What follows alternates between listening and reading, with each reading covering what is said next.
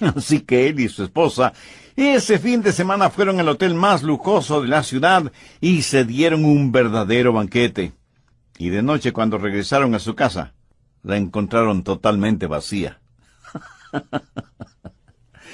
El astuto ladrón del carro había hecho copias de todas las llaves de la casa, invirtió un poco de dinero en la compra de la tarjeta para que fueran a comer y tuvo todo el tiempo del mundo para dejar la casa totalmente vacía y limpia. Y aunque esto de que a uno le roben la casa no es motivo de risa, lo que les acabo de contar sirve para enfocar el tema de hoy, un ladrón en la noche. Bien, veamos 1 Tesalonicenses 5 desde el verso 1. Pero acerca de los tiempos y las ocasiones no tenéis necesidad, hermanos, de que os escriba, porque vosotros sabéis perfectamente que el día del Señor vendrá así como ladrón en la noche, que cuando digan paz y seguridad, entonces vendrá sobre ellos destrucción repentina, como los dolores a la mujer encinta, y no escaparán. Mas vosotros, hermanos, no estáis en tinieblas, para que aquel día os sorprenda como ladrón. Porque todos vosotros sois hijos de luz e hijos del día. No somos de la noche ni de las tinieblas. Por tanto, no durmamos como los demás, sino velemos y seamos sobrios. Pues los que duermen, de noche duermen, y los que se embriagan, de noche se embriagan. Pero nosotros que somos del día, seamos sobrios, habiéndonos vestido con la coraza de la fe y amor, y con esperanza de salvación como yelmo. Porque no nos ha puesto Dios para ira, sino para alcanzar salvación por medio de nuestro Señor Jesucristo, quien murió por nosotros para que, ya sea que velemos o que durmamos, vivamos juntamente con Él. Por lo cual, animaos unos a otros, y edificaos unos a otros, así como lo hacéis. Amigos, debemos estar listos para el regreso del Señor Jesucristo. ¡Qué increíble es este tiempo cuando estamos viviendo entre el monte Calvario y las faldas teñidas de sangre y el monte Sión bañado con la gloria de Dios! Estamos viviendo entre la crucifixión y la coronación de nuestro Salvador y debemos estar listos para que cuando Él regrese nos encuentre revestidos de su justicia. En este mensaje de Tesalonicenses hay 4 cosas que necesitamos entender. Primero, hay algo que debe esperar. Será un día sorpresa y sorprendente. Mire nuevamente los versos 1 y 2. Pero acerca de los tiempos y las ocasiones, no tenéis necesidad, hermanos, de que os escriba, porque vosotros sabéis perfectamente que el día del Señor vendrá así como ladrón en la noche.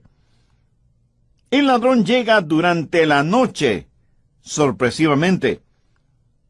Ningún ladrón le escribe y le dice: el señor fulano de tal, hoy a las 2 de la mañana voy a robar su casa. No, el ladrón llega a robar el momento más inesperado. Así será la venida del Señor Jesucristo. Y por favor note que Pablo no está fijando ninguna fecha, pero sí hace énfasis en 2 cosas: la certidumbre de su venida y la incertidumbre de su venida, porque no sabemos cuándo vendrá. Porque vendrá como ladrón en la noche. Busque Hechos 1, desde el verso 6.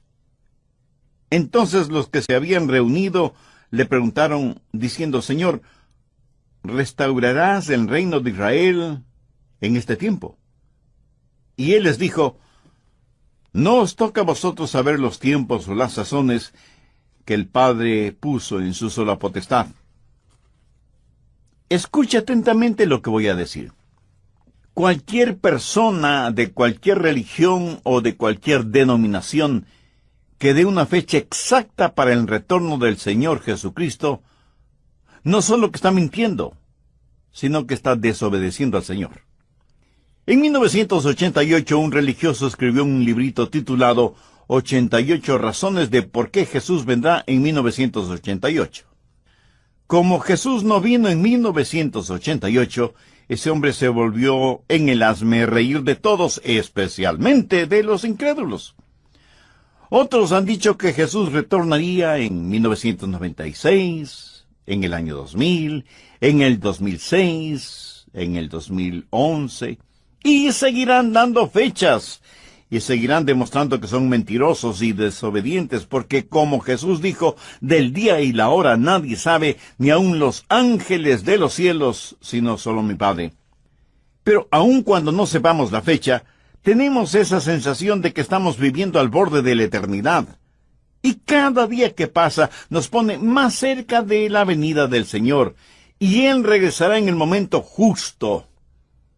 Jesús nació a tiempo, murió en la cruz a tiempo, resucitó entre los muertos a tiempo, ascendió a los cielos a tiempo. Por lo tanto, su regreso será también a tiempo. Ni se adelantará, ni se atrasará, porque, como lo dijo el apóstol Pedro, con el Señor un día es como 1000 años y 1000 años como un día. Se acerca un día conocido como el día del Señor, y será un tiempo problemático, porque en ese día Dios derramará su ira sobre este mundo.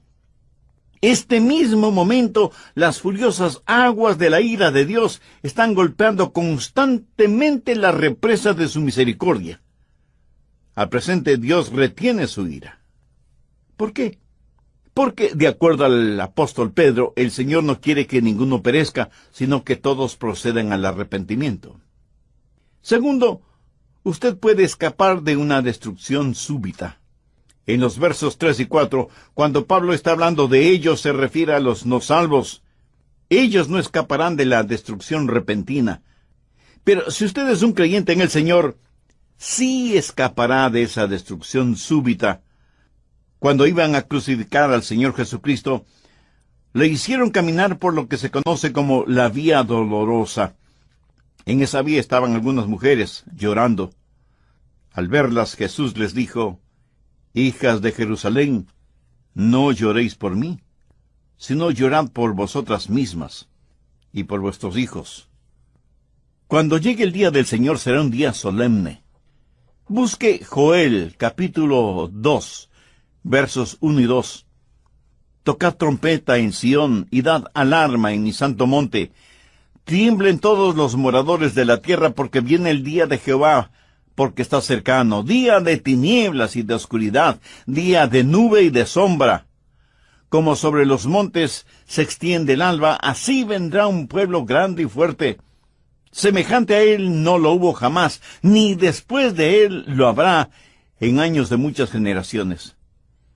Aquí está diciendo que el día del Señor será un día absolutamente distinto. Nunca ha habido un día como ese y nunca lo habrá. Pensemos en las limpiezas étnicas, en los terremotos, en los huracanes, en los tsunamis, en los tifones, en las inundaciones, en todas estas cosas, y sin embargo el día del Señor será totalmente distinto.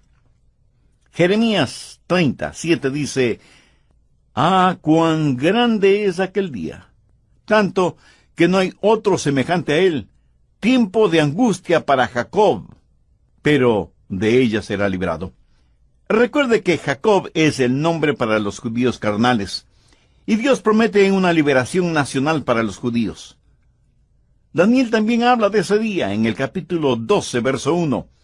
«En aquel tiempo se levantará Miguel, el gran príncipe que está de parte de los hijos de tu pueblo, y será tiempo de angustia, cual nunca fue desde que hubo gente hasta entonces.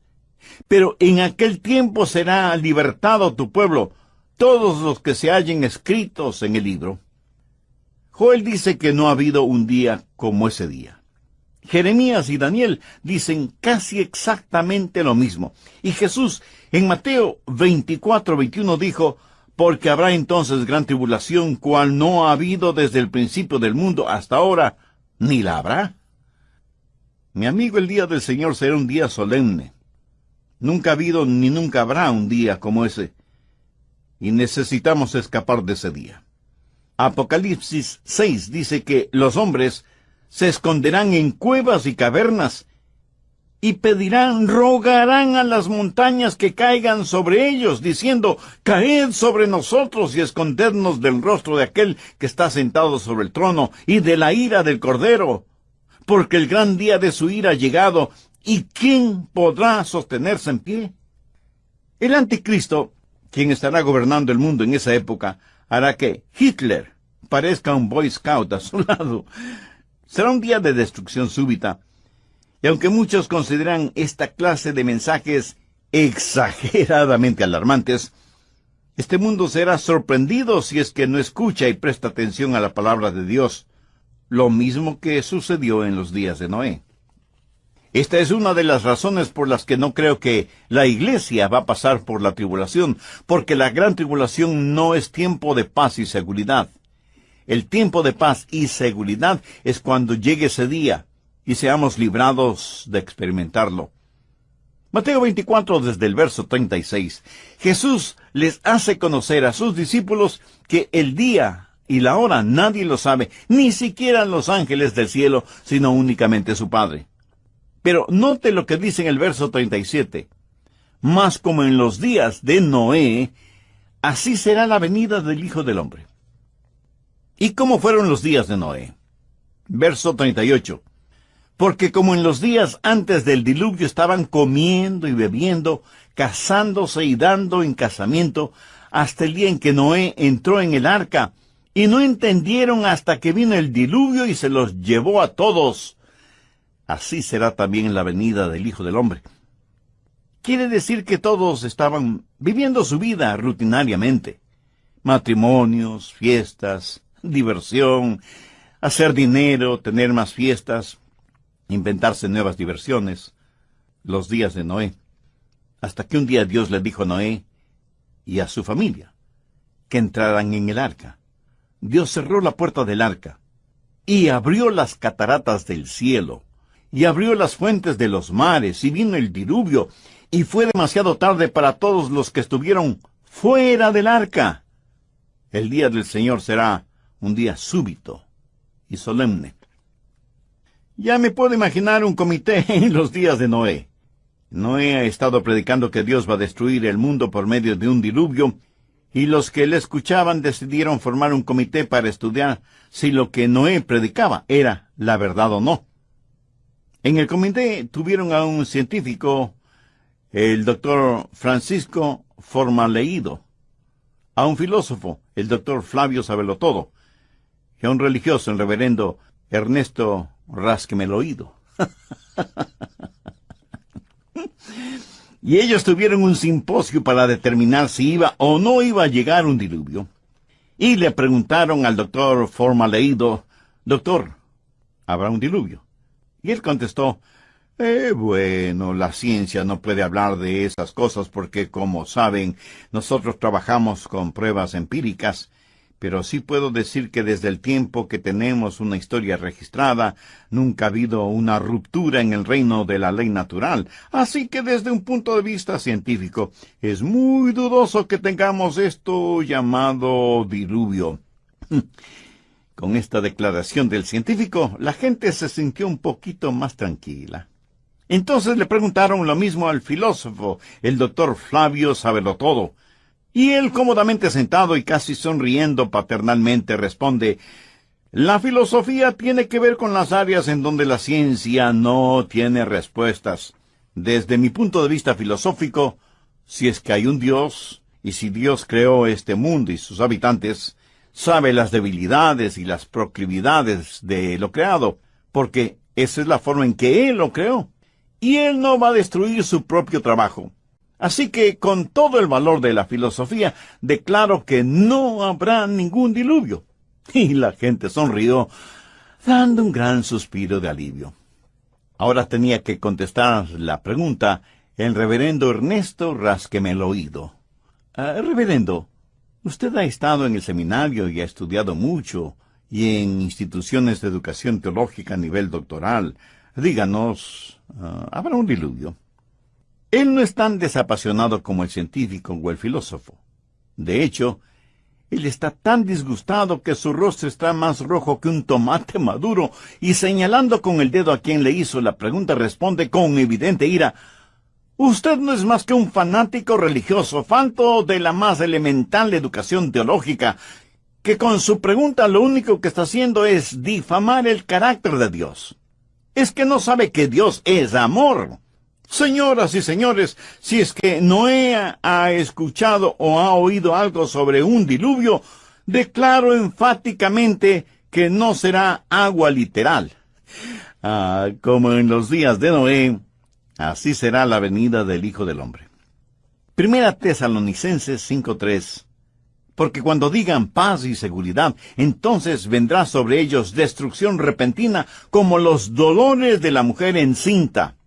Así que, primero, debemos esperar ese día sorpresivo. Segundo, debemos escapar de la destrucción súbita. ¿Qué de usted, amigo oyente? ¿Ansía la venida del Señor o teme la venida del Señor? Si usted aún no tiene una relación personal con Dios por medio de su Hijo, el Señor Jesucristo, este es el momento de tenerla. En el programa anterior dije que debemos estar listos para el regreso del Señor Jesucristo.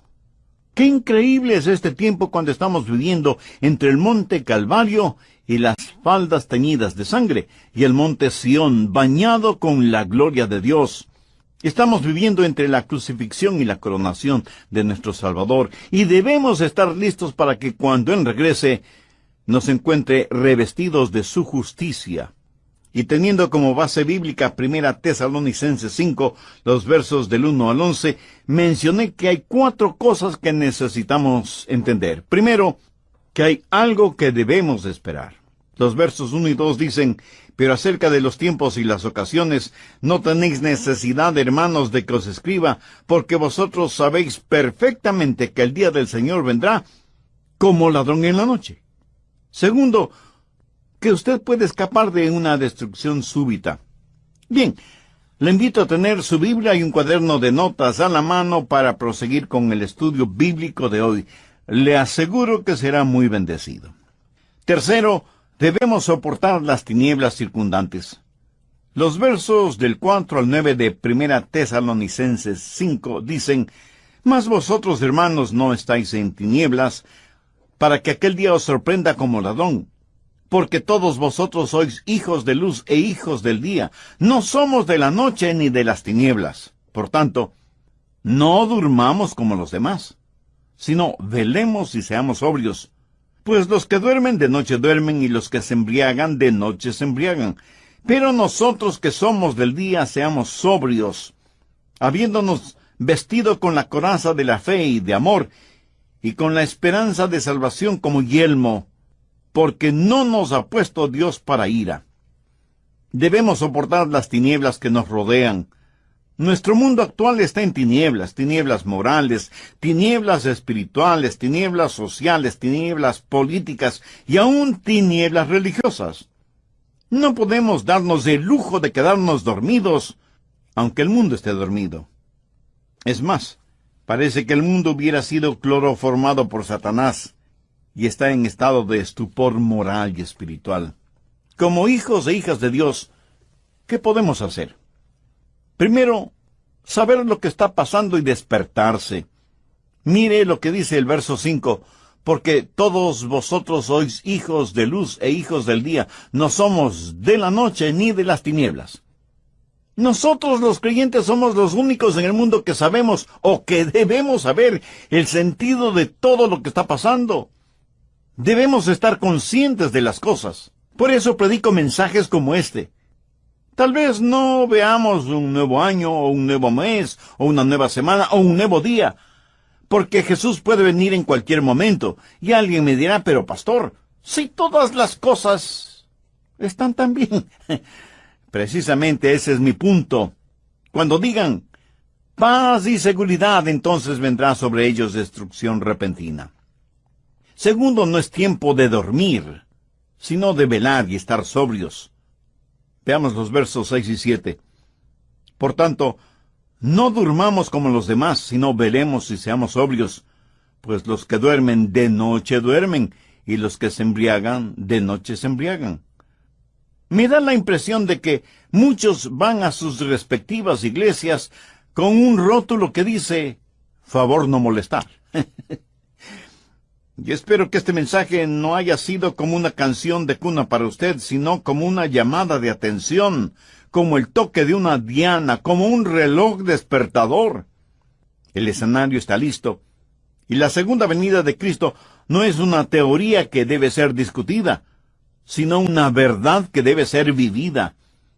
No estamos supuestos a ponernos largos mantos blancos e irnos a sentar en el pico de una montaña. Jesús dijo que debíamos estar ocupados hasta cuando Él regrese. Pero, ¿qué significa estar ocupados? Si usted tiene una ocupación, ese es su trabajo. Manténgase ocupado. Dé a conocer al mundo su relación con Jesucristo. Tercero, no solo debemos estar alertas, estar despiertos y ser sobrios, sino que además debemos estar vestidos con la ropa apropiada. Mire el verso 8. Pero nosotros que somos del día, seamos sobrios, habiéndonos vestido con la coraza de la fe y de amor, y con la esperanza de salvación como yelmo. Hay dos cosas que cada creyente debe tener siempre. Primero, tener un corazón justo. Esa es la coraza de fe y de amor que cubre su corazón. Si usted ama a Jesús, usted debe amar a los demás. Usted debe poner su fe en donde Dios puso sus pecados, en el Señor Jesucristo. Esa es la coraza que necesita llevar siempre. Si no la tiene, mi amigo, usted no está listo para enfrentar estos días tenebrosos. Y no solo tener un corazón justo, sino también una cabeza bien protegida, con el yelmo o casco de la salvación. Miremos la segunda parte del verso 8.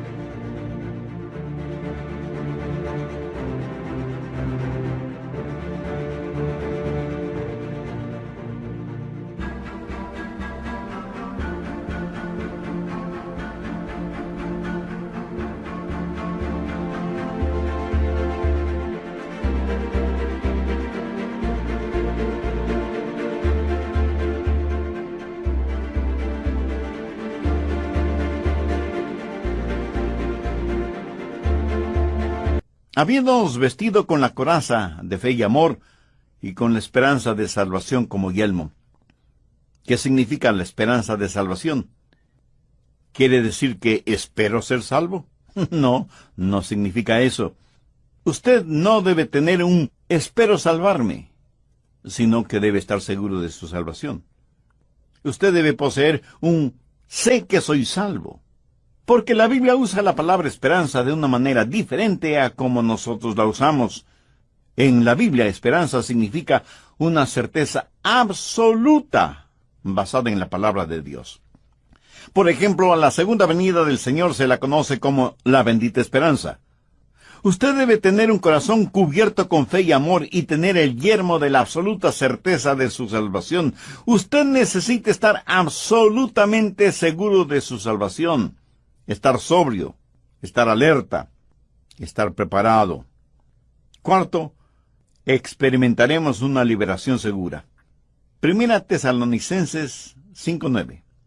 Pero no nos ha puesto Dios para ira, sino para alcanzar salvación por medio de nuestro Señor Jesucristo. Aquí la palabra salvación significa libertad o liberación. Libertad por medio de nuestro Señor Jesucristo. ¿Y para qué tenemos esa libertad? Veamos el verso 11. Por lo cual, animaos unos a otros y edificaos unos a otros, así como lo hacéis. El hecho de que Jesús puede venir en cualquier momento debe servir para consolarnos y para edificarnos mutuamente. Ahora, permítame decir por qué creo que la iglesia será arrebatada antes de la gran tribulación. 3 razones que las encontramos en el texto bíblico. Explicación, expectación y edificación. Explicación. En el verso 9, ¿cómo lo explica Pablo? Porque no nos ha puesto Dios para ira. Recuerde que la gran tribulación es el gran día de su ira. Dios disciplina a sus hijos, pero nunca derrama sobre ellos su ira. La ira de Dios será para los inconversos, aquellos que han negado o han rechazado o se han burlado del Señor Jesucristo y de su obra en la cruz. Busque 1 Tesalonicenses 1, 9 y 10. Porque ellos mismos cuentan de nosotros la manera en que nos recibisteis y cómo os convertisteis de los ídolos a Dios, para servir al Dios vivo y verdadero, y esperar de los cielos a su Hijo, al cual resucitó de los muertos, a Jesús, quien nos libra de la ira venidera. ¿Lo ve? Es Jesús quien nos libra de la ira venidera. Permítame compartir con usted 2 ejemplos clásicos. Hemos hablado de los días de Noé, y cómo el diluvio no se hizo realidad, sino hasta después de que Noé y su familia estuvieron seguros en el arca. El otro ejemplo tiene que ver con Lot. Veamos Lucas 17, los versos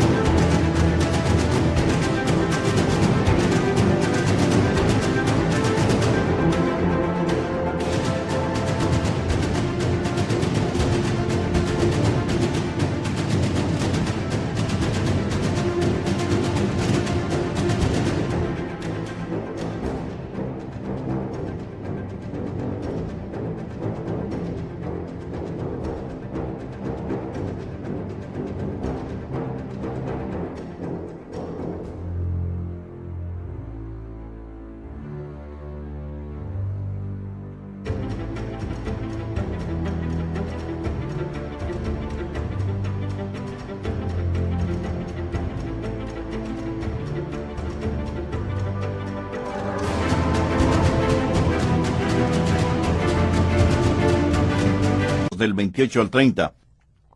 Asimismo, como sucedió en los días de Lot, comían, bebían, compraban, vendían, plantaban, edificaban.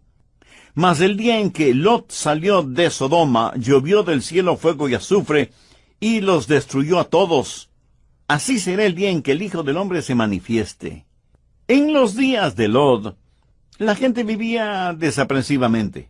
Comían, bebían, hacían negocios, se divertían, y sus diversiones estaban marcadas por perversiones sexuales. Hay que notar que los días de Lot estaban también marcados por prosperidad económica. El mercado de valores estaba en la cúspide cuando cayó fuego y azufre sobre Sodoma y Gomorra. Y alguien seguramente me preguntará, Pastor Rogers, ¿cómo sabe usted que era así? Buena pregunta. Busque Ezequiel 16:49. He aquí que esta fue la maldad de Sodoma tu hermana: soberbia, saciedad de pan y abundancia de ociosidad tuvieron ella y sus hijas, y no fortaleció la mano del afligido y del menesteroso. Pero lo peor eran las abominaciones sexuales, pecado del cual no se avergonzaban. No lo cometían en oscuros callejones, sino que lo exhibían en las calles principales, sin ni siquiera sonrojarse. Como tenían en abundancia, parece que no tenían necesidad de trabajar. Y no solo tenían abundancia de pan, sino también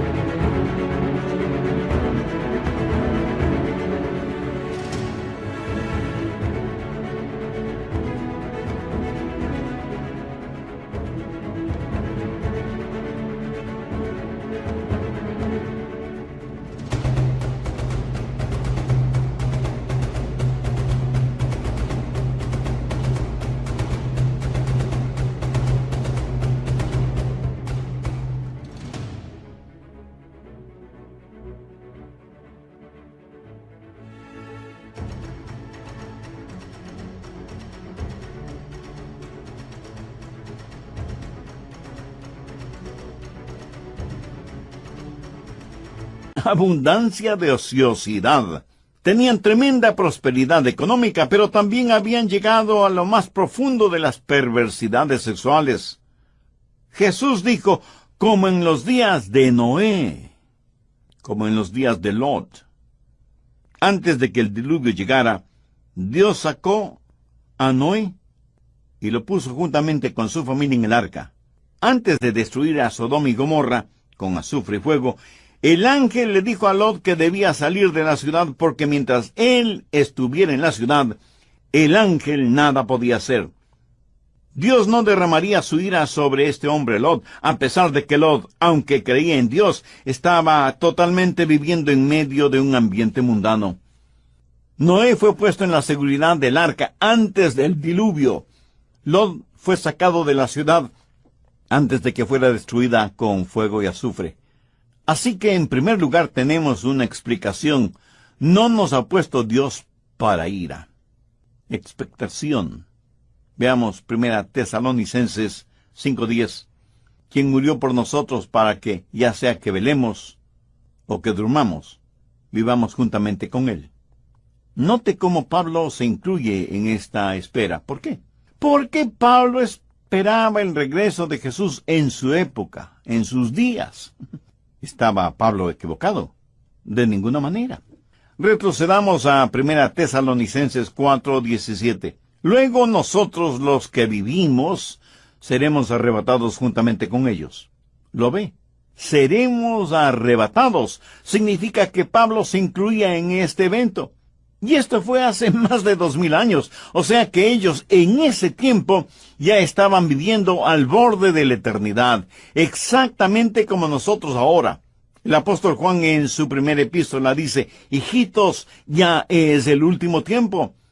Y así como Pablo esperaba a Jesús, nosotros también debemos esperarlo.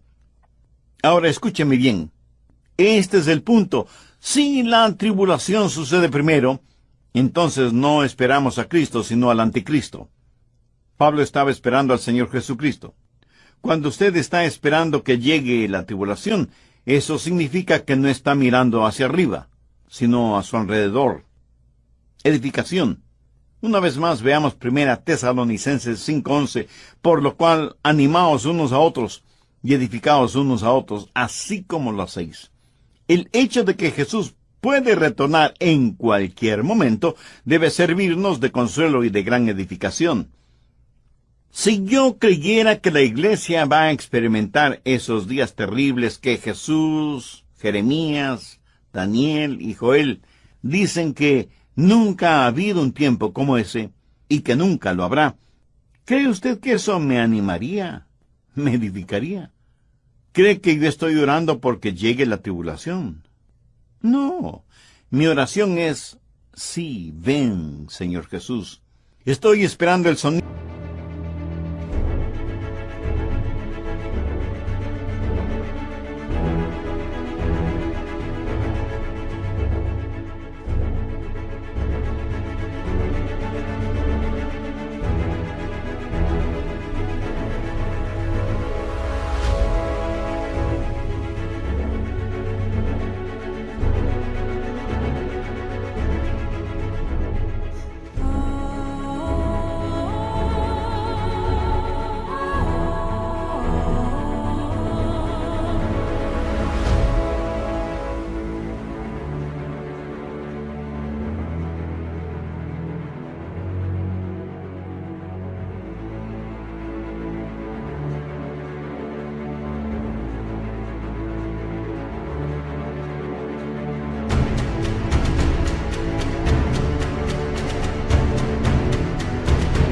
De la trompeta en cualquier momento.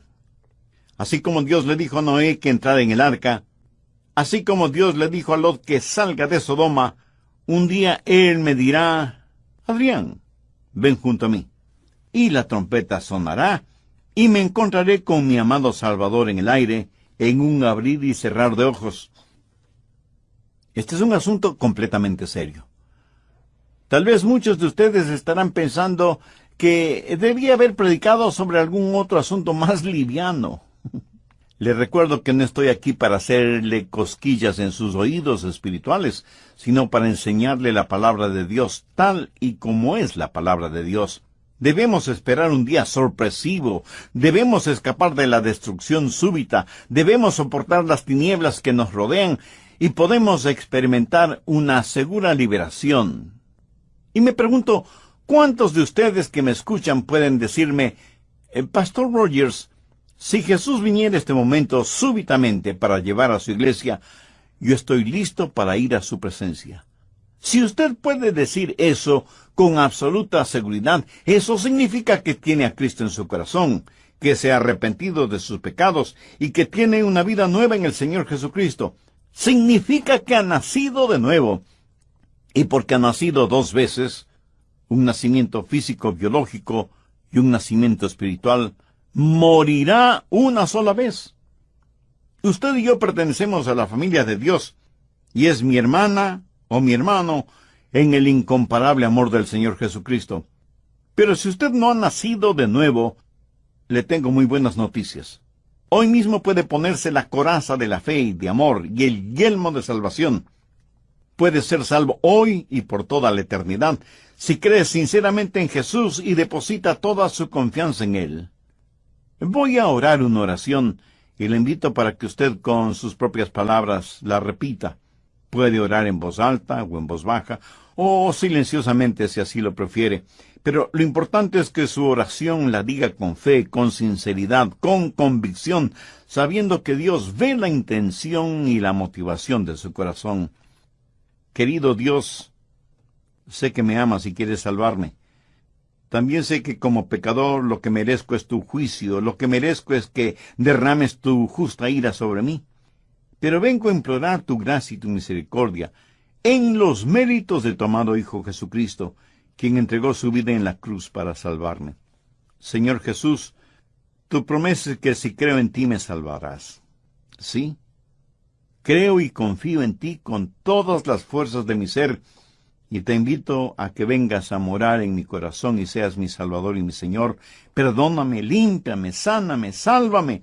Hazme la clase de persona que tú quieres que sea, y ayúdame para que nunca me avergüence de ti o de tu palabra. Hazme un instrumento útil y de bendición para con mi cónyuge, o mis hijos, o mis familiares, o mis amigos, o para mi prójimo en general.